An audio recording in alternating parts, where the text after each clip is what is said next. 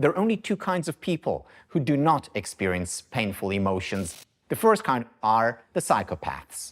The second kind are dead.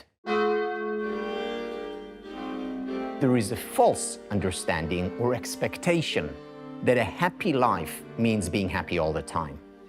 No, learning to accept and even embrace painful emotions is an important part of a happy life, and the study of painful emotions is an important part of the field of happiness studies. My name is Tal Ben Shahar. I'm a student and teacher in the field of happiness studies, and my most recent book is Happier No Matter What.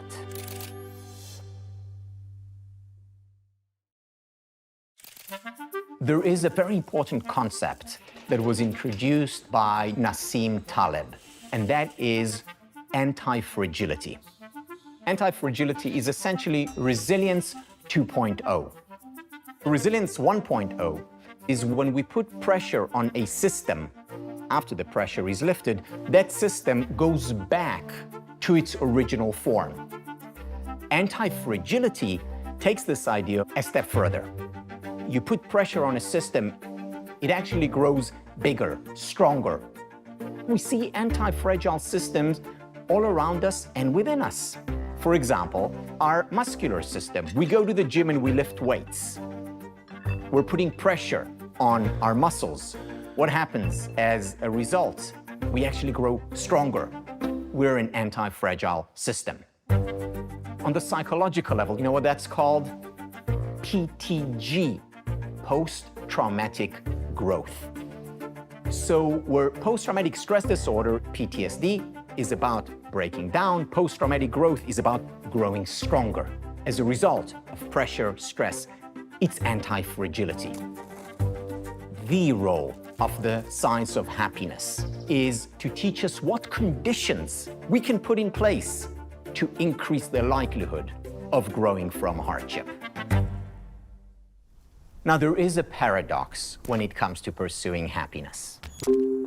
On the one hand, we know that happiness is a good thing, whether in and of itself or as a means toward other ends. At the same time, we also know from research by Iris Moss and others that people who say to themselves, happiness is important for me, I want to pursue it, those individuals actually end up being less happy. In fact, they're more likely to experience depression. So the paradox is that on the one hand, happiness is clearly a good thing. On the other hand, valuing it as a good thing is problematic. So what do we do? The way to resolve this paradox is that we pursue happiness indirectly. Think about sunlight. So if I look at the sun directly, it's going to hurt my eyes.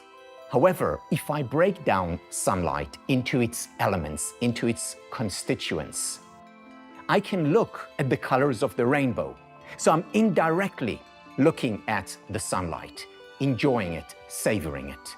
In the same way, pursuing happiness directly can cause more harm than good, but breaking it down into its elements can lead us to enjoy the indirect pursuit of happiness and by extension, to raise our overall levels of happiness.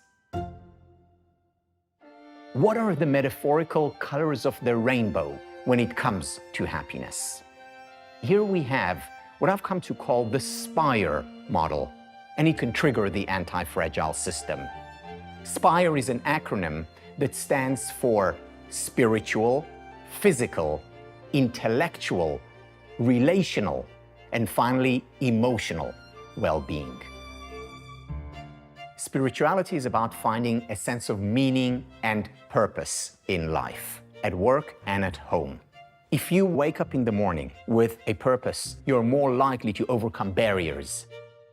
When it comes to physical well-being, the most important idea to look at is stress, the silent killer.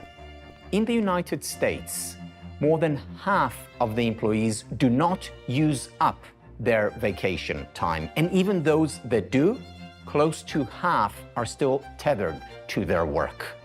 The problem is not the stress, it's the lack of recovery.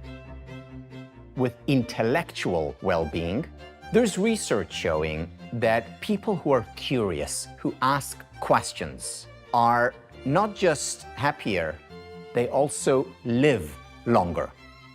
Another important element is not just asking questions, it's deeply engaging with material.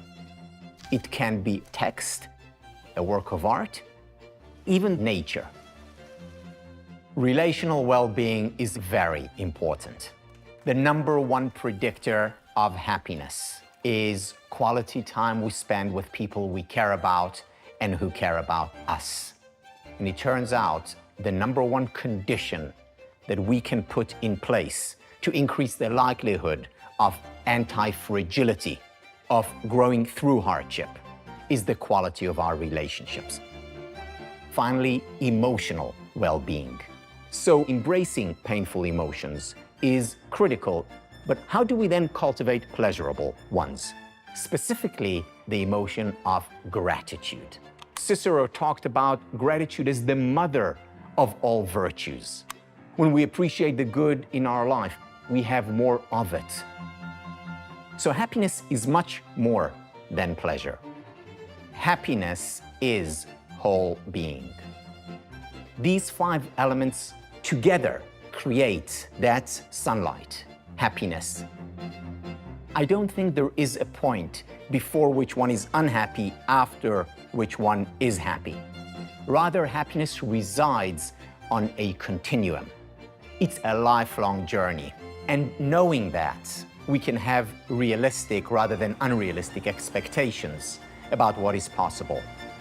I do not think that things necessarily happen for the best. However, we can learn to make the best of things that happen.